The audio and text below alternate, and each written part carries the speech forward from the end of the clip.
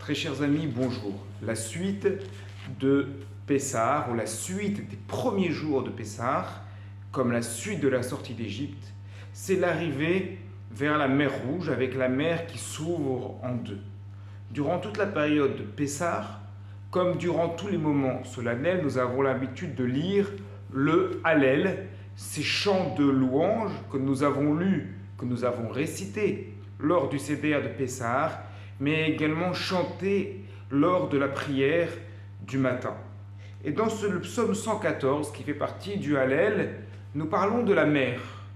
En effet, il est dit que lorsque Israël est sorti d'Égypte, alors la mer a vu et s'est enfuie. Le Jourdain est parti en arrière. La première question qui se pose, quel est le rapport avec le Jourdain? Puisque le Jourdain est bien plus loin. Le Jourdain, c'est donc le fleuve qui sépare la Transjordanie d'Eretz Israël. Les Bnei Israël arriveront beaucoup plus tard vers le Jourdain. Sur cela, Rashi, ainsi que les commentateurs répondent, qu'on veut dire par là qu'au moment où la mer Rouge s'est ouverte, alors toutes les eaux du monde différentes se sont également ouvertes pour montrer qu'il se passait ici quelque chose d'incroyable, d'universel. Et qu'au-delà du destin du peuple juif qui est en train de se créer, de se former, en partant d'Égypte pour se rapprocher du Har Sinaï pour recevoir la Torah et en passant par cette ouverture de la mer, ce miracle est quelque chose qui va toucher le monde entier. Le monde change ses paradigmes. Il y a un grand miracle qui est fait pour montrer que quelque chose est en train de changer. Qu'est-ce qui est en train de changer? Un peu plus tard dans le psaume, comme si Akadosh Baruch Hu parle à la mer et lui dit « Malecha ayam kitanus » Qu'est-ce que tu as, la mer? Pourquoi tu t'enfuis? Et le Jourdain, pourquoi tu t'en vas en arrière? Qu'est-ce qui a changé?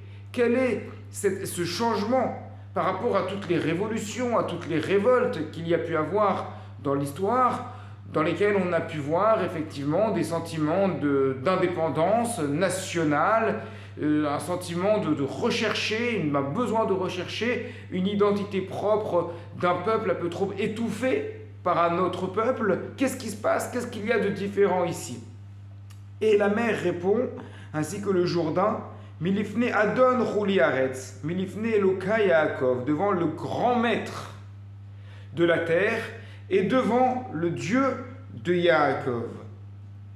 On parle, le Adon, c'est le maître, c'est la reconnaissance qu'Akadosh Baruch Hu règne sur les lois de la nature, mais on précise également le Dieu de Yaakov. Et le Rav Hirsch nous dit, pourquoi Yaakov ici et pas Israël? Parce que Yaakov, c'était celui qui était bimtemeat, qui était en petit nombre, qui était assez faible, qui était dans une position assez basse par rapport aux autres nations, et notamment par rapport aux Égyptiens, puisque la famille de Yaakov se retrouvait à Goshen, ils étaient en petit nombre, et ils ne voulaient surtout pas faire de vagues. Alors eux, les Bnei Yaakov, les Bnei Israël ne voulaient pas faire de vagues en Égypte. Yaakov lui-même n'a jamais voulu faire de vagues par rapport aux autres nations, mais finalement ils vont faire des vagues exceptionnelles, des vagues que l'on ne retrouvera jamais plus dans l'histoire, avec ces colonnes de la mer qui se sont levées et élevées, puis retombées ensuite plus tard sur les Égyptiens qui les pourchassaient.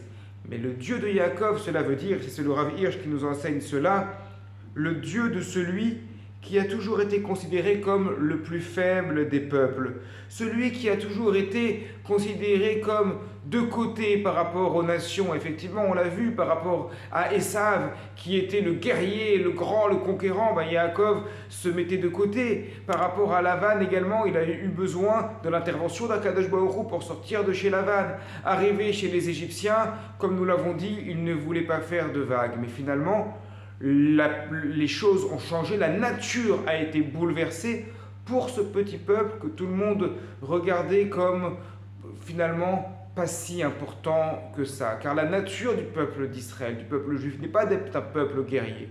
Le peuple juif n'est pas un peuple qui fait la guerre. Le peuple juif, c'est un peuple qui compte sur Akadosh Baruch Hu pour propager un message, pour le monde. Et l'un des messages que l'on va retrouver ici dans ce Hallel, c'est que Akadosh Baruch Hu a cette force et il le montre au monde entier. Regardez, ce peuple qui était en dessous de tout, étant donné qu'il a une mission, qu'il est destiné à propager le message de Dieu, mon message, dit Akadosh Baruch Hu, pour lui, je vais changer la nature entièrement. Pour lui, mais pas seulement pour lui, pour que tout le monde puisse reconnaître que la vraie justice d'Akadosh Baruch Hu est différente de la justice des hommes qui font beaucoup plus attention à ceux qui sont tout en haut. Akadosh Baruch Hu regarde également ceux qui sont tout en bas et il le montre au monde entier. Chag Sameach et Shabbat Shalom.